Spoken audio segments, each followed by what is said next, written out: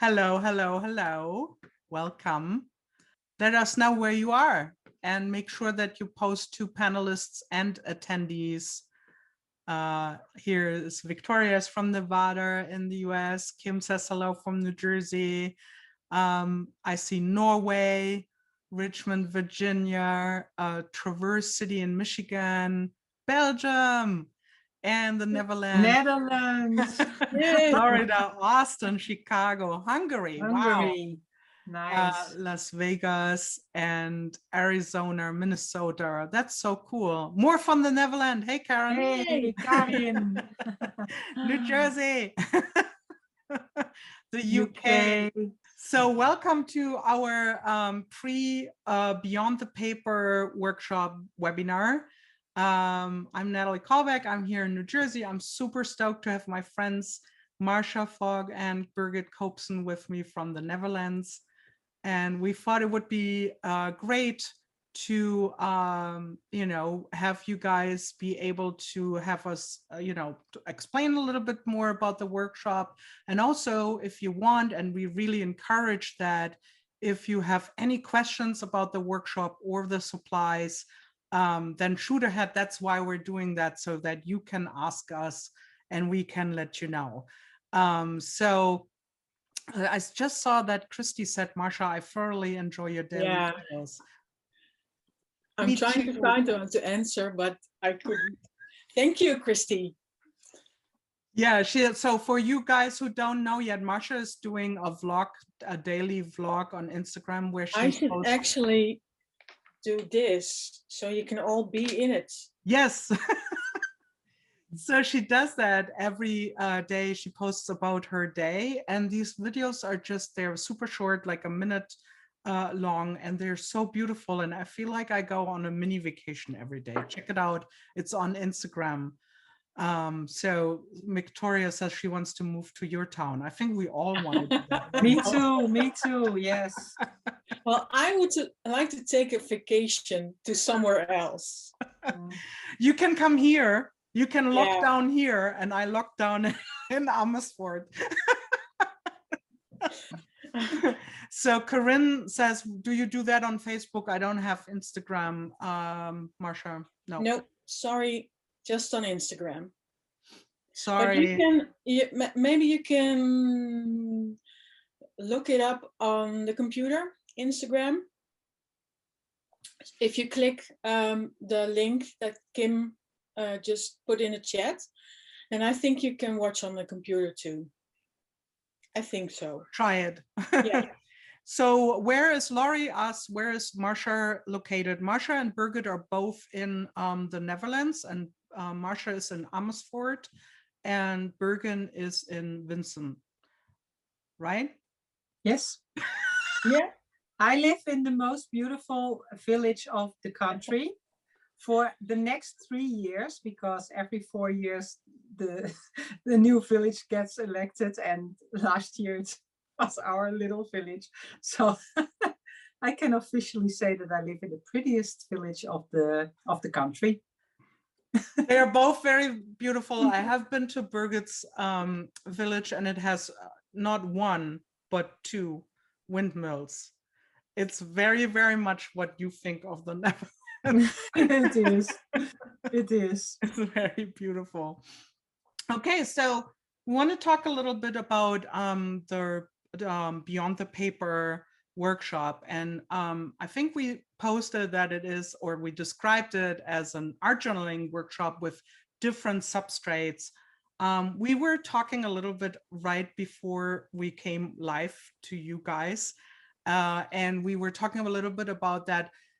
Maybe an artist book would be a better description of what we're doing. Although we put journaling in there, it's not a journal like an art journal in the old kind of, not in the old. It's not old. It's still cool and stuff, of course. But like, it's not like that you can put probably, or you will put a lot of journaling in there, right? So we call it more an artist book between the 3 of us.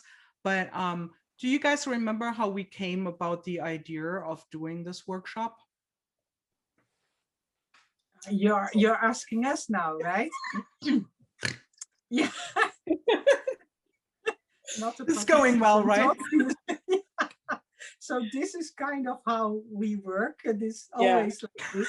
We we laugh a lot, and yeah, you will find that out. But how did we come on to this idea? So we did a workshop together last year, Time Traveler, and maybe you've heard about it. Maybe you even took the class. And that was a gel printing class, and we all did.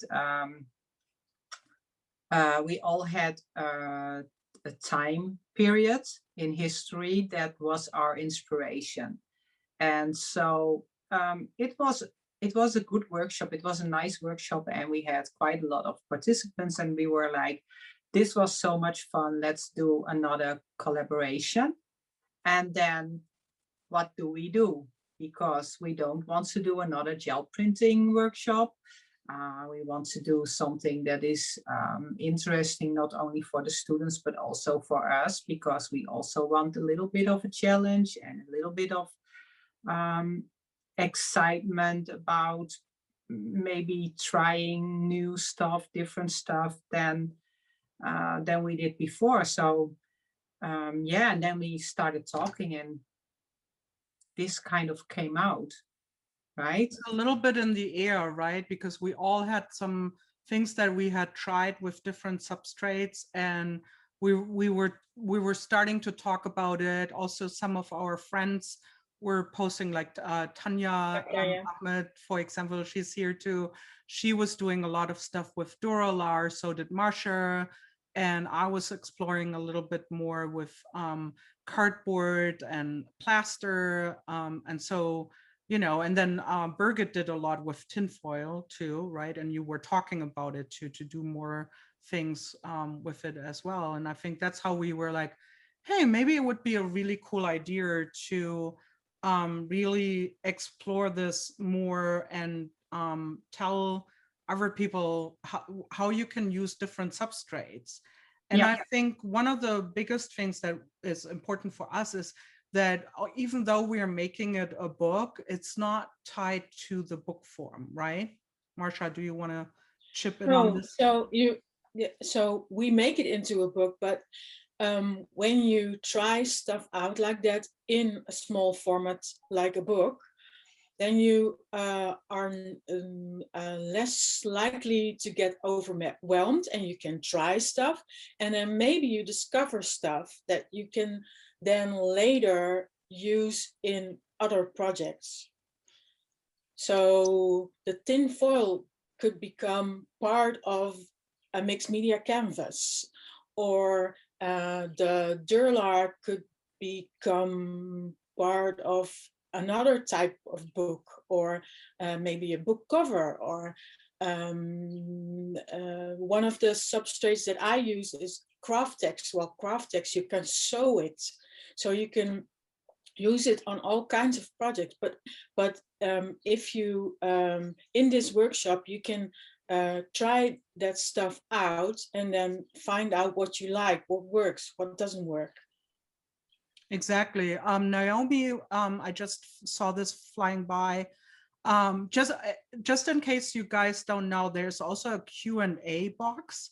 And if you have a question to us, just in case, so that we don't miss it, you can actually post the questions there. But I saw Naomi posted this into the chat, and she said, will you use fabric as a substrate? Yes, it will be one of the substrate, but not to worry, we're not going to send you into the mega quilt store or something like that. Oh no. Right? It's going to be like, you can, for example, for where I use it, you can use like old t-shirts if you want, or muslin, or cottage. So it's not like, you know, you don't have to have heaps and heaps of fabrics, although I'm sure most of us do. If you're anything like me, you have a lot of fabric that you maybe hoarded for the, you know, the occasion where I'm going to use it. But it's also not like you have to have like real sewing skills or anything.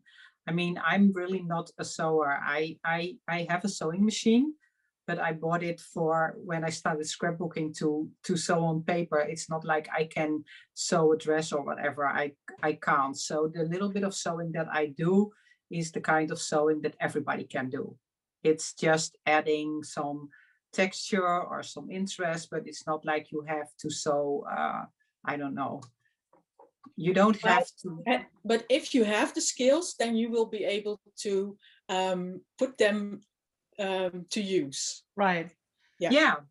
There's another really great question by our wonderful Jane LaFazio, who's, by the way, if you don't know her, she's an amazing artist. Check her out, and also an amazing teacher. So Jane asked a great question. She said, are we making separate pages on different substrates and then assembling them into a book, or is it a book first? Who, I know we all know the answer of the three of us, but who wants to answer? No, we are going to create on the substrates first and then make it into a book. And it will be actually 3 different ways. So each week one of us is on, and they go through all their substrates and then make it a book. And then the next person has a different, some of the substrates will be different and the binding will be different. So you can decide if you want to make all the substrates first and then, have one big book in the end and decide on picking one of the binding techniques. Or you can say, I'm going to make 3 little artist books and use all the 3 different bindings. Does that make sense? Right? And of course, once you learn those book binding techniques, you can use them to bind anything. Right, exactly. I hope that helps. Here's another question from Macy. And she said, is this an okay class for an absolute beginner? That's a little tough. Yeah. Who wants to answer? Yeah, I think it will be okay. However, if you're an absolute beginner, then you might not have a lot of supplies. I don't know. That could be a problem. I don't know. What do you think? Yeah, I think that might be the biggest problem if you're an absolute beginner, that you maybe only have the very, very basics, or maybe not even. And after the basics, you need some more. So we kind of figured that most people who would take this workshop would have at least all the basics or alternatives to our basics and know how to substitute stuff, and would not be like, oh, I don't have that paint, what now? That they would think like, okay, I don't have that paint, but I can take that. And if you're an absolute beginner, then first of all, you probably don't have all the products, and secondly, you maybe don't know how you can substitute stuff. But we can help with that, but if you also of course we can, then it might just be that you have to get out and buy quite a lot of products. Yeah, I think it's not like it's not a problem of the skill that we don't want to it's more about that we feel for you if you would have to buy acrylic paints and all the things that we kind of like assume that is probably something that most of us that do mixed media already have.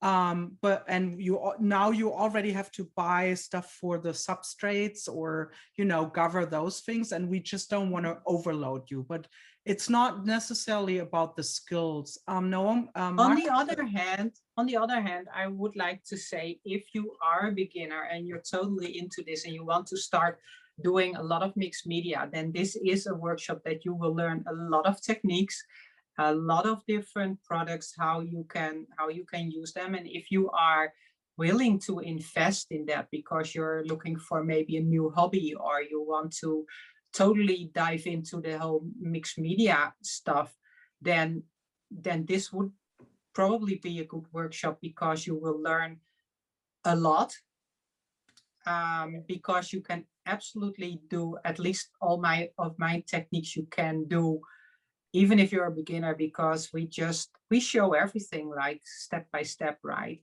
And even if you've never done it before, you should be able to do it. And otherwise we have a place where you can ask questions, and we can help you out if you struggle. It's more about the supply list, and if you want to invest in that, I guess. Okay, so Macy says actually she has a room full of crafts.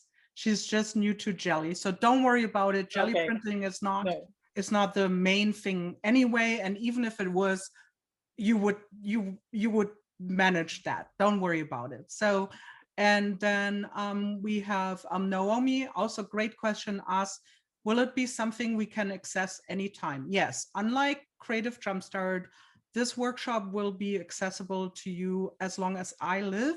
So make sure I survive. I'm just kidding. Like, so as long as Nathalie's studio exists, you have lifetime access. You can download the videos, you can watch them in the classroom, but you can access them, you know, as long as you want, as long as I'm here. So if you're like, and actually, Nan actually posted that in the chat too. Make sure to post the questions in the questions, otherwise we don't see it. But Nan mentioned in the chat that if you can go back, and you know, if you're like, oh yeah, I don't have the supply, or I'm not really sure if I want to try this now, let me watch this video first, then do that. And then maybe you're like, this is a really cool technique. Let's say I'm doing cyanotype, right? So maybe you're not sure if you want to buy the cyanotype kit, and that's totally cool, right?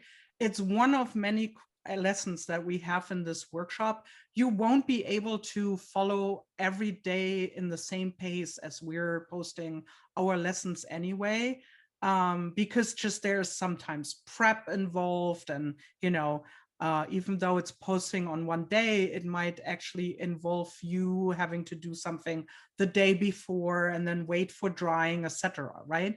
So you can come back later and say, I'm going to buy this supply for the cyanotype. I'm going to buy this like, you know, half a year later and do it then. Or you're in the middle of winter and you're like, there's no sun here in Australia right now, which is not true, I know, right? But just kidding. But like, you can do this later, right? But also, it doesn't mean that you can't complete your book, because you can always take one of the other lessons that you've already seen and then make something inspired by not cyanotype a lesson, but then in another technique. Yeah, and also it doesn't mean if you take this workshop, maybe there are a couple of lessons that you actually don't like. I mean, that's possible, right? I mean, we make 12 together. We make 12 different we do 12 different techniques on different substrates, and you might not like all of them, which is quite naturally.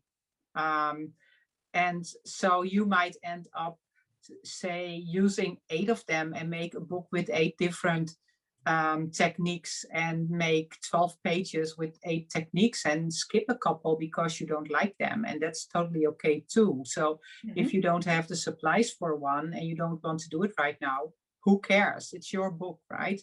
Nobody's coming to see if you did all the techniques. We're not coming to your house. No, we do not have a Beyond the Paper police, so don't worry about that. No.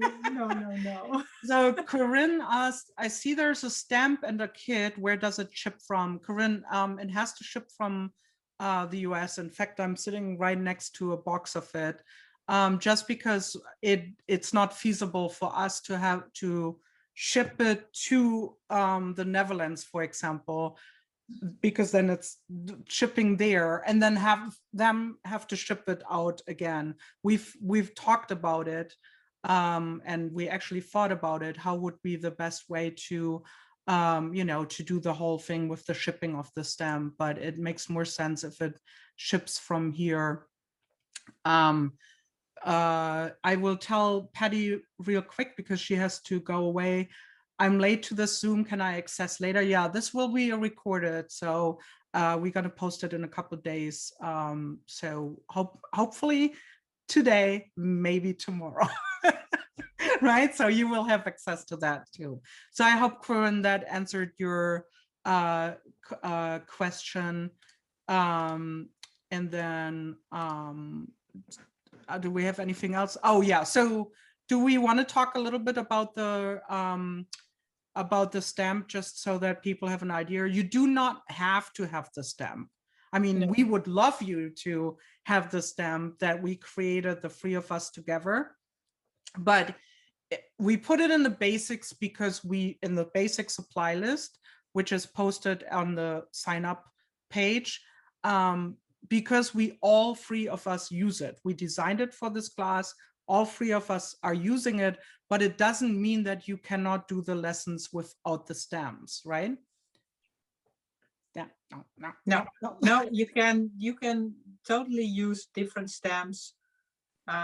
They don't even have to be, I think they don't even have to be foam stamps. Most of the techniques can also be done, yeah, probably with rubber stamps or with handmade stamps or with your own cut foam stamps from foam sheets or whatever. You can totally take the class without buying the stamp. Yeah. Yes, and the thing is that you can always ask us, right? So not only for the stamp, but also with other things in the class, like you can always say, hey, I don't have this, but can I make this and this work? If we know, we will let you know, right? And we also know, because it's a class that is global, that there are supply chain problems, or things can't be you know, purchased in every country right now, or you know, we all know the example of deli paper that a lot of Americans use, right, in their classes, and then in Europe it's oftentimes just a problem to get it because you don't have it. So we know this, but the good thing is you have people from two continents that at least have an idea for those continents. The other ones might be, we don't know, but no, we will figure it out. Not, I don't think we are using deli paper. No, we are not. No. I just gave it as an example, right? Yeah. So let's see what else I can see. And Lou says, just registered. Oh, thank you. That makes us happy. Yeah. Karen, she's in the UK, said, yay, mine arrived. So you got your stamp. That's also, that was really surprising, by the way, guys, that I try to send out every couple of days right now because of the pandemic. I try not to go to the post office every day, and I have someone picking stuff up, but like how quick things were shipped to the US. Naomi asks, I'm on a budget being a retired teacher. I hope it does not bother you if I don't use extra supplies other than, no, you're your own boss. You can use whatever you want, you know. We can all understand that, right? So our goal is not to make you like, you know, we want you to have fun and explore things, but you decide what you do, right? Like, again, there's no beyond the paper police. Not yet. Not yet. My God. Also, I want to point out that we will have a webinar, a live webinar that will be scheduled shortly after the class lessons are posted, kind of like this one. You can then also watch it as a recording, but this is a good opportunity for you guys to also ask questions that came up during the class or during you did something. You can, ask all the questions also in the classroom, in the comment section. We will check on that every day, right? And make sure that we help you guys there. We also have some giveaways by the way, for the class itself. Games. Yeah. Let's play games. Yeah, we will play games, not today, Yeah. but in the webinar, in the live webinar. And graphics was so nice to sponsor some materials. As you know, all three of us have actually used their products, just because, not because they sponsored it, that came later, but we were so fascinated by the things that you can do with it. And so all three of us are actually using graphics products. So that's going to be fun. What else do you guys want to know? Is there any other questions about the supplies, or I think there are more questions in the chat. Okay. Yes, Naomi, I think you're right. This is exactly what you need. We answered, will you use the fabric as a substrate? Yeah. Katanya asked, will we see your versions of the other teachers' tutorials? Ooh, pressure's on. Yeah. Oh, I always want to, but I want to too, and I've seen some of the results of Nathalie and Marsha's classes, and I'm like, oh, I really want to do that, and I want to know how they did it, and I want to try. But in real life, a lot of times it doesn't happen because too many other things going on. But I will certainly try a couple. But I can't promise. I don't want to commit to having two more journals besides my own. Yeah, I think I will add some to my journal from your guys' classes. So the thing, of course, is for me. Rika, hold on to that. I saw your question. Make sure, guys, that you post a question in the Q&A.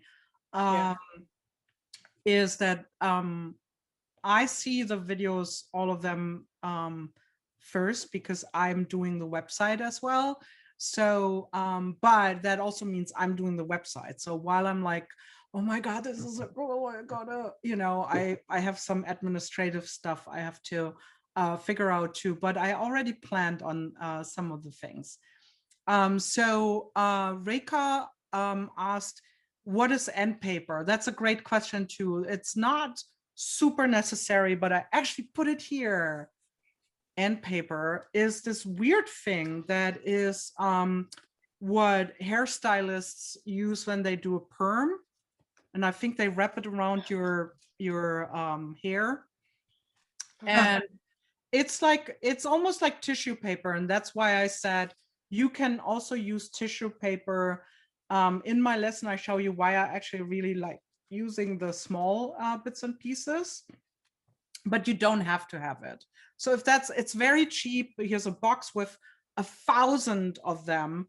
This will last me till the end of my, I don't know, mixed media career, probably. Your days to the end of your I day. Mean, like, but where do you get it? I have never heard of it.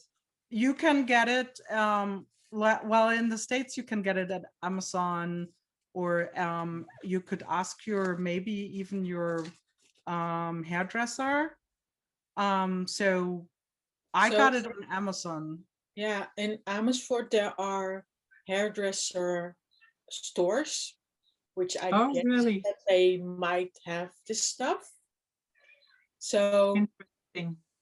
Maybe Google. Yeah, and again, I had never heard of it before, so you don't need to have it. Okay, so don't worry about it. Becky says any store that sells perms. Okay. Sally's hair supply, and then Kim for the Americans probably posted the Amazon link to it. But as I said, you do not have to have it. You can use normal tissue paper. You can use other supplies, and you will see when I actually do the technique, I will talk about it as well. So again, this is like something that I use, but it doesn't mean that I want you to break your neck by trying to get it, right? If you don't worry about it. I think it's a cool, cheap supply to have, but you might not agree. So if you're in a like, yeah, then that's cool. Stay meh until you see it. So Tanya asked, so it is free journals we will be making, not one. That's a great question. You can make free journals. Or you can also make 2 or 1. Right, you can just wait for the whole thing and say, okay, that binding technique that Nathalie did was so stupid, I'm not going to use that one, right? So that's cool. Or you could be like, I love to try out all the different binding techniques. I mean, the cool thing about it is it will give you another, tool in your box to make books, because you can make those with paper too. Okay. Yeah, the binding techniques, absolutely. Right. And if you do the binding, if you would wait until the end, then you could also take pages from Nathalie's class and put them in my journal, and take pages from my class and put them in Marsha's journal, because you might think that those techniques or those substrates go better together or whatever. You don't have to finish my journal, for instance, before you can move on to the next one. Yeah, and I think it's also good to say that sometimes it's good to wait like a day maybe. Can I hint that for your Birgit? Can I hint something for your lesson? Yeah, sure. Well, so Birgit starts actually with a preparation for her book. Just to tell you that. That's not, I don't know, Marsha maybe does that too. I don't. I will do my how I finish the book like at the end. So even though Birgit says, this is how you could start, you can still do that later. It's just if you are really like, I'm this kind of person, I want to do it exactly like the teacher says, then you just do that. But you're your own boss on here. We don't pressure you into anything. If you want to make free books in the time that we make them, then you're amazing, and all kudos to you. If you say, I want to check out first how they make the books, then wait by all means till all the classes are posted, and tackle on with some of the substrates, right, Marsha? Mm-hmm. Yeah. I'm not sure, but Nathalie and Marsha, I know for my book, obviously, but for your books too, am I right if I say that they can make the book in any size they like? Yeah. Right. Yeah.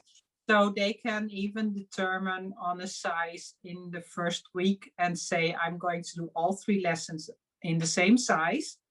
And then at the end, I decide which pages I'm going to do in which book, or which way I'm going to bind them, right? Yeah. Just guys, when you are putting something in the chat, make sure that you're posting to panelists and attendees. There are some great tips here. So Raja, sorry if I butcher your name.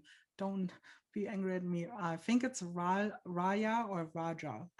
She says you can get the end paper in beauty supply stores or drugstores and hair.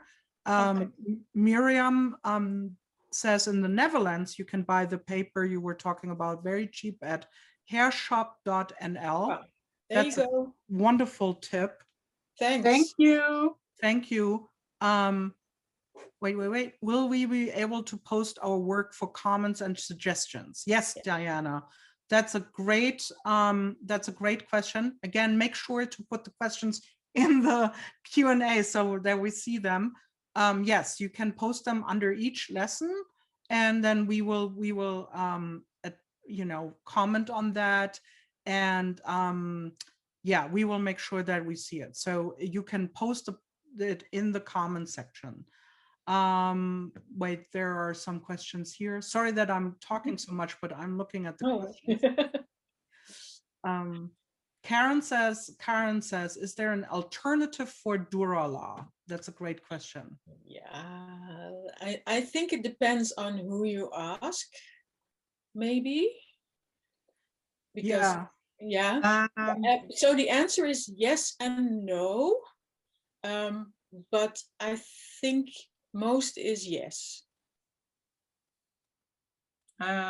True or not? I don't know for my class. I think so, because I know something that you can use instead. Oh, okay.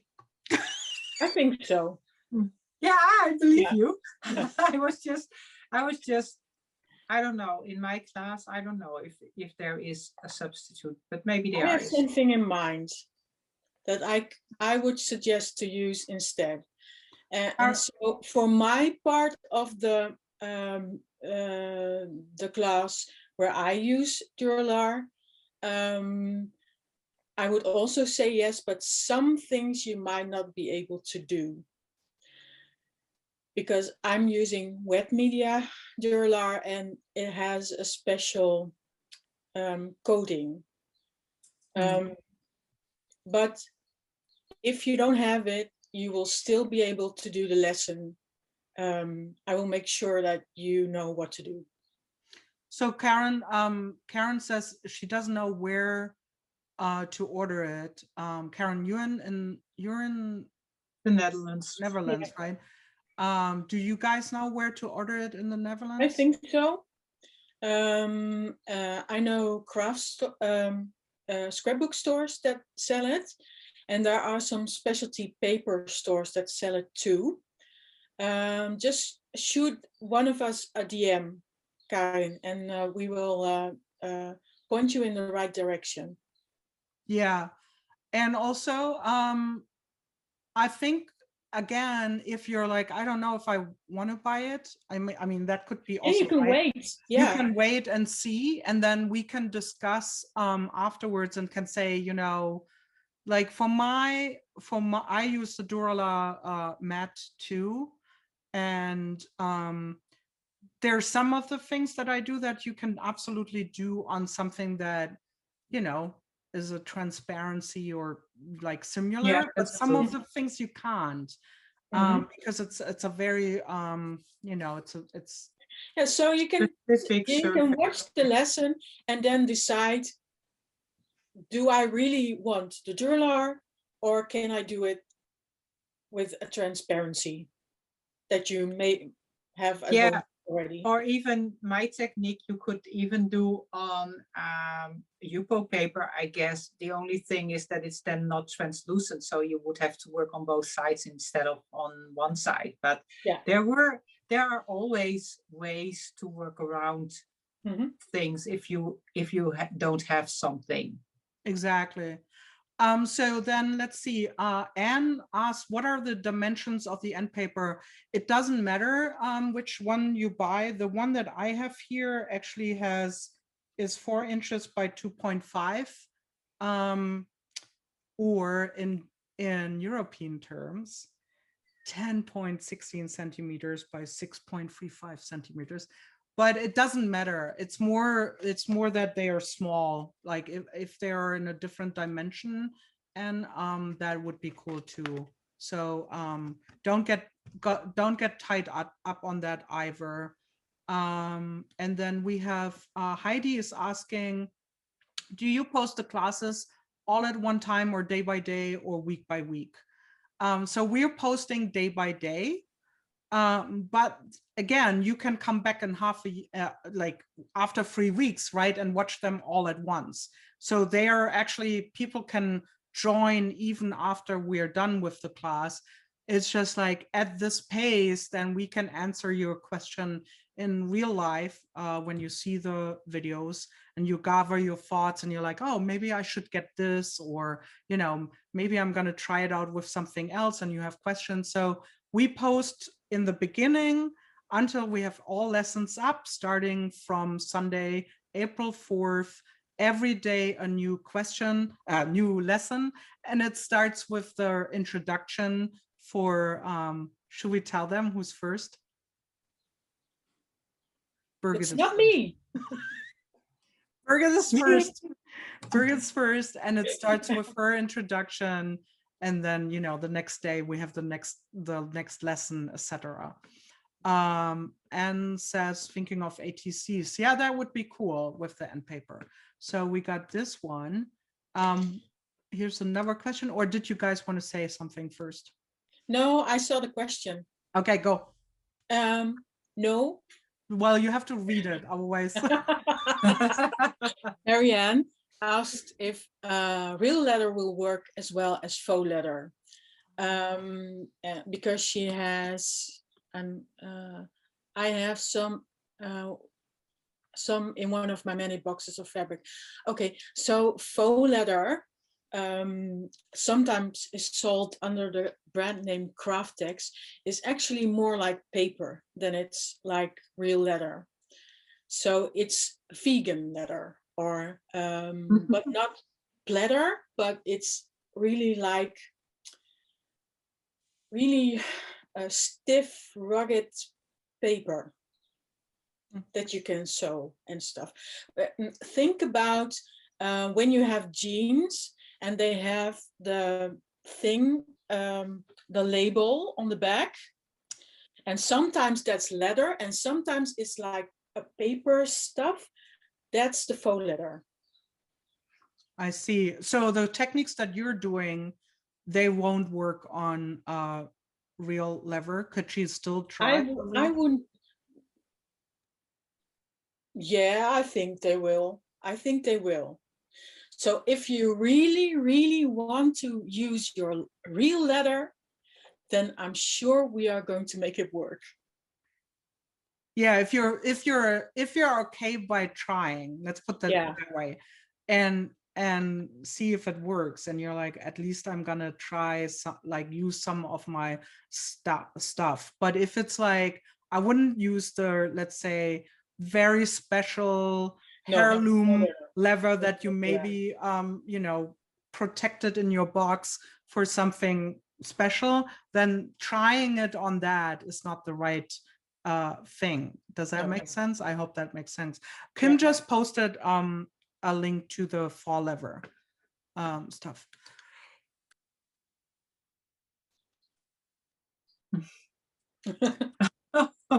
Let's see if there are any more questions.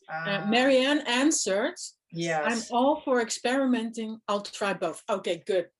Yeah, You're that's my kind of people. Yeah, but I think it's all about experimenting anyway. I mean, it's not like when you maybe when you try to do our techniques, you will not succeed the first time. Might be.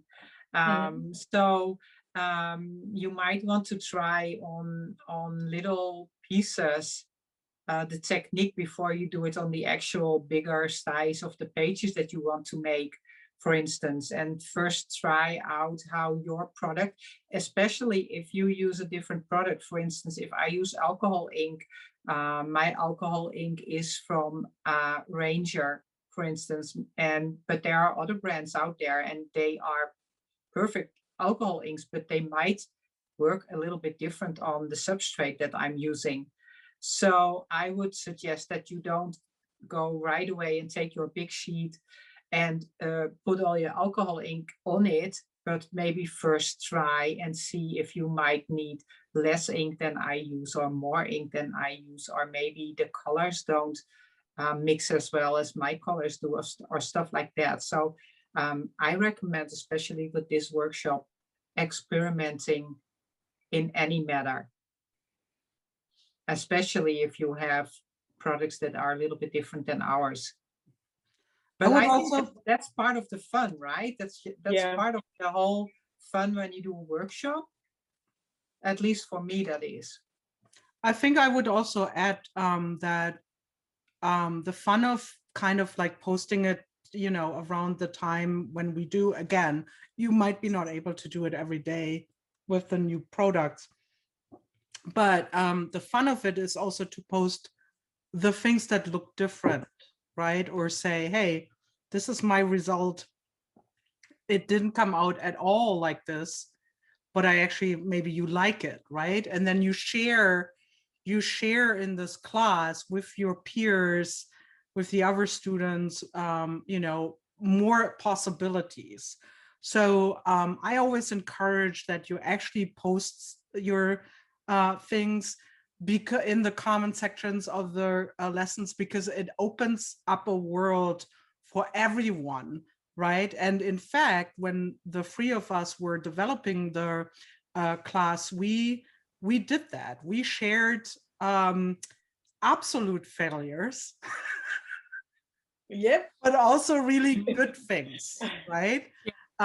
So and I think that brought us further, because then we had the input of the other teachers, like saying, well, you know, if you maybe try this, or hey, this is actually not that bad if you do this on top or something, right? So yeah. Especially if you use, especially if you don't have the exact same products that we have, and you have to find an alternative or a substitute, you can share with the other students what you used, because there might be other people that don't have the exact same, but don't know what to use as an alternative or as a substitute.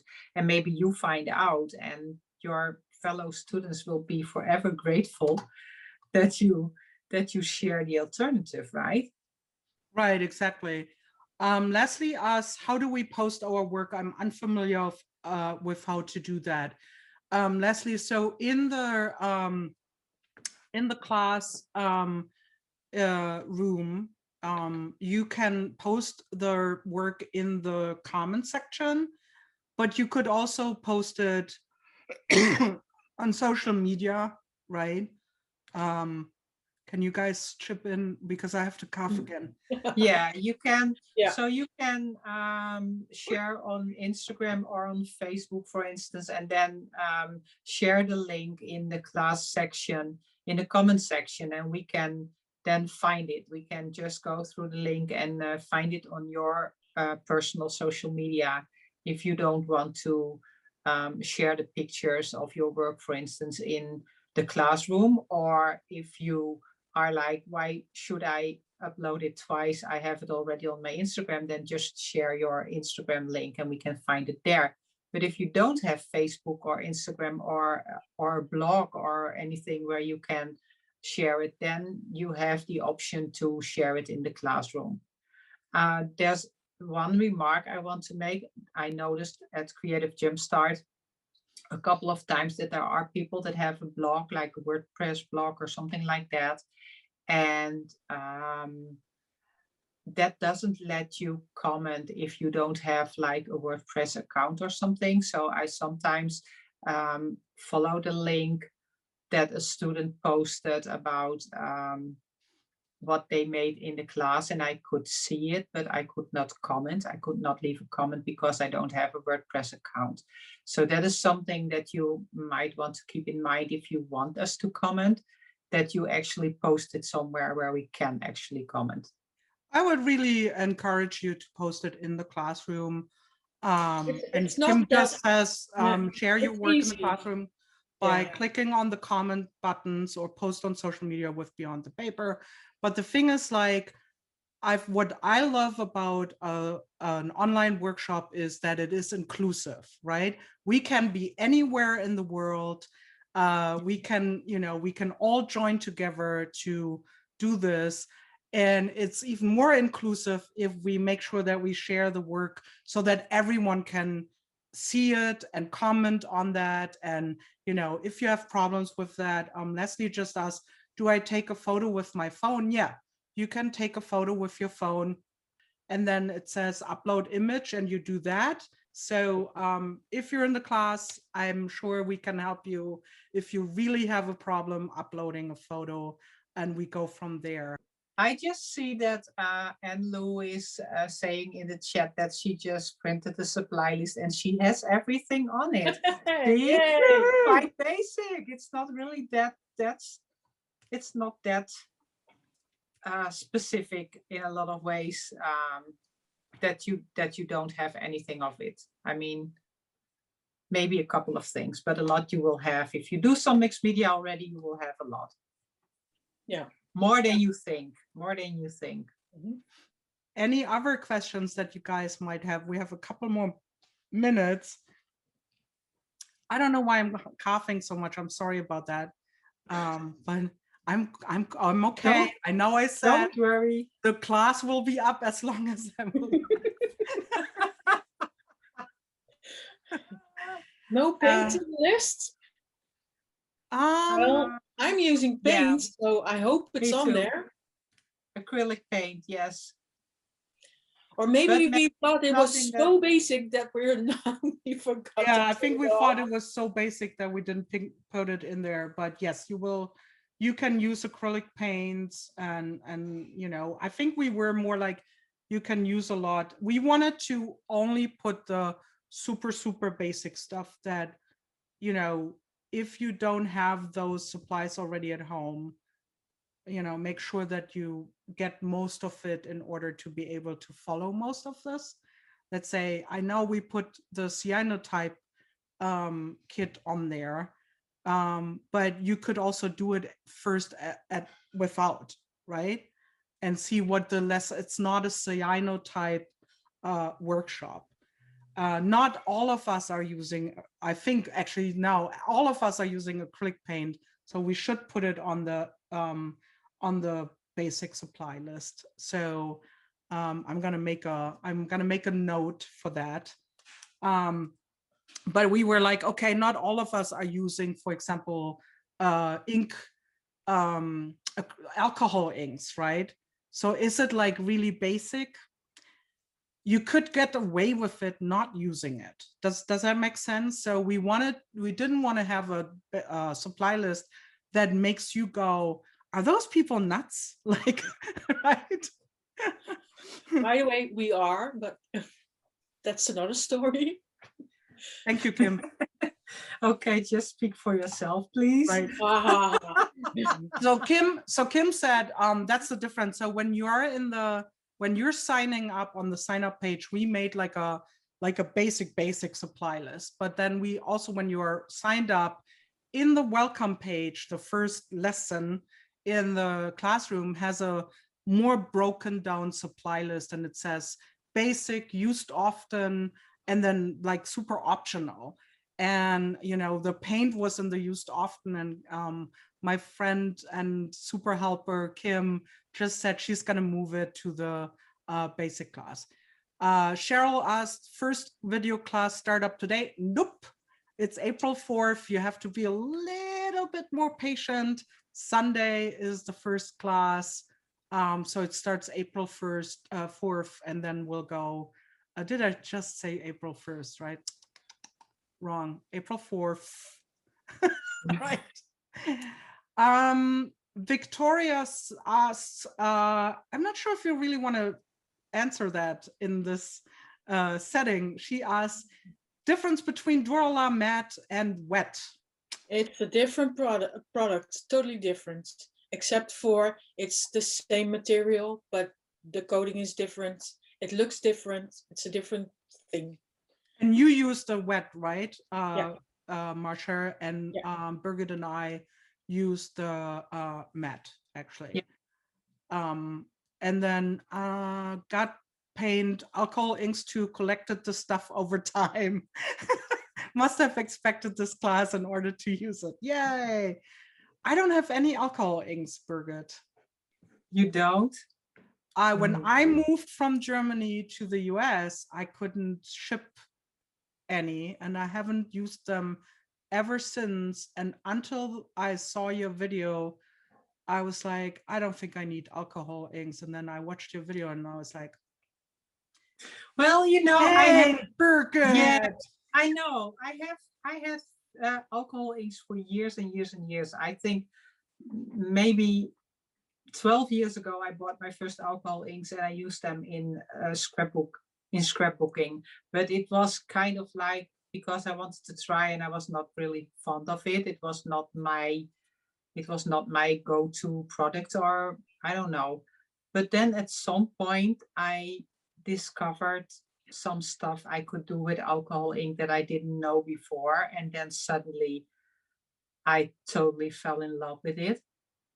So I'm using alcohol ink almost every week, at least one time, because I really like using it, but I'm using it in a different way than what you usually see on Instagram, how alcohol inks are used. So I made it work for me, and now I like it.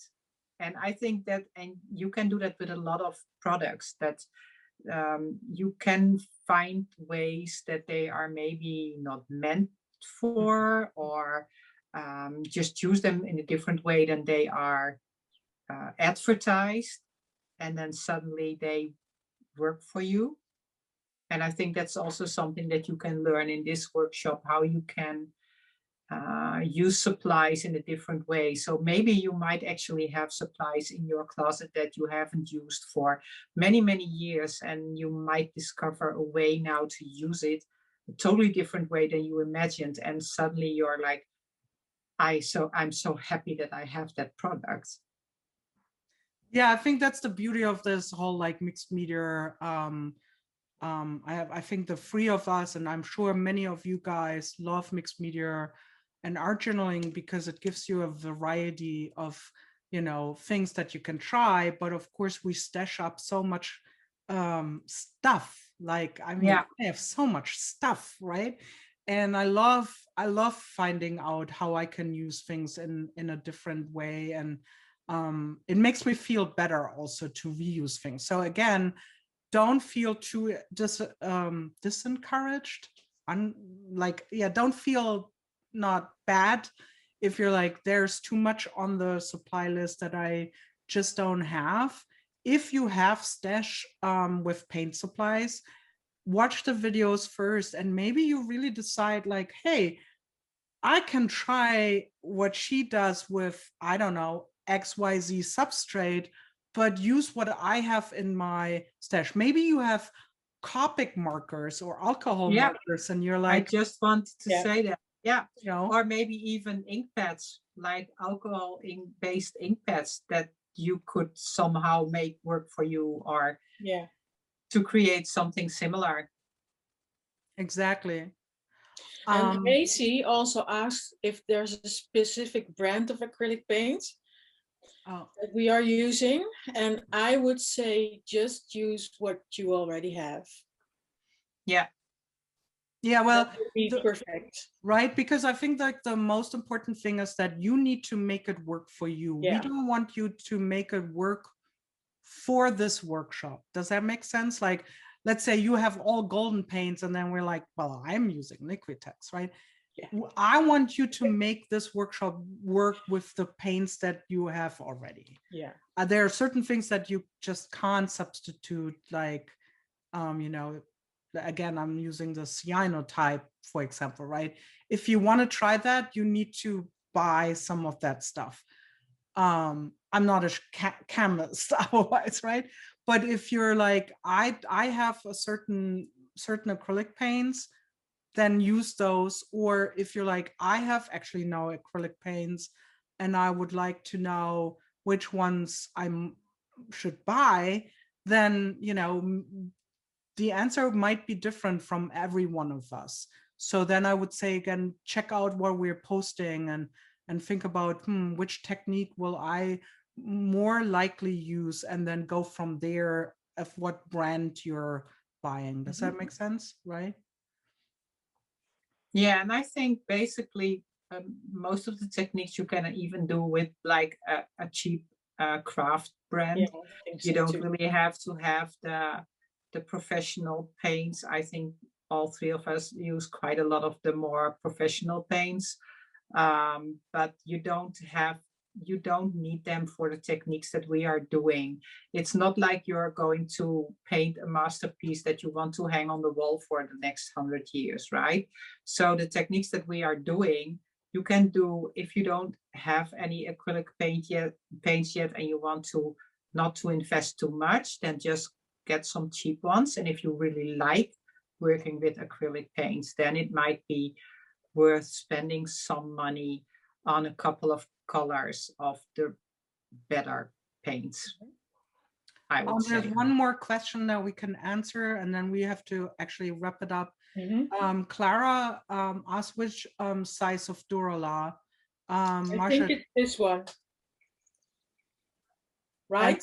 This one fits for all of us. Yeah, I have 9 this by one here. 12. I think it's the same size. 9 by 12. 9 by 12, yes. Yeah. I thought they only sell one size too. No. They have big sheets too, but that's, you don't have to, that's too much. Unless you want to. The other thing is like, maybe somebody wants to make a really big book. Yeah.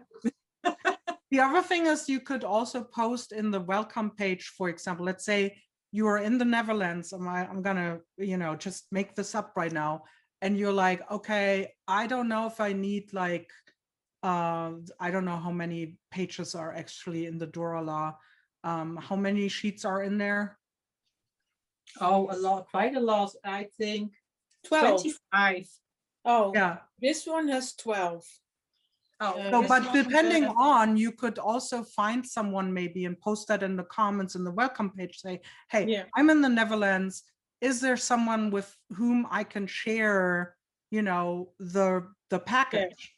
And then one of you just like you exchange by mail or whatever. I'm just making this up, but like if that makes it easier for you guys, that is also something that you can do. Check in the welcome page in the classroom after you signed up, and post there, and we will figure it out. We will, it's not like we're not having thousands of people. We will figure it out. I think it's a good idea anyway to say something in the welcome page like, hey, I'm Karin from the Netherlands, and nice to meet you, or something like that. Just so you know who your fellow students are. Maybe you can find each other on Instagram and leave each other some love when you finish some of the pages. I mean, that's all part of the fun of being in a group, in a closed group like this, I think. Yeah, the like you are the ones who make, like with us together, of course, we make that experience, right? By sharing, by I think workshops are usually in person so wonderful because we get to know other people that are like-minded. And when you're doing this online, it's a little bit weird because you're like, I'm posting in this void. But we are all in this together, right? We all have the same situation. And I think the more we try to engage and, tell people, hey, this is what I did, or hey, I'm here. Maybe you meet a neighbor, who knows, right? So we will go to bye-bye, Karin, and we all have to go to. I hope we answered all the questions. Shoot us an email. There's anything that we haven't addressed for you. We hope you will join us for our Beyond the Paper workshop. Sign up if you want to, and we see you in the classroom. We hope so. Yeah. Yes. Bye. Bye. Doei.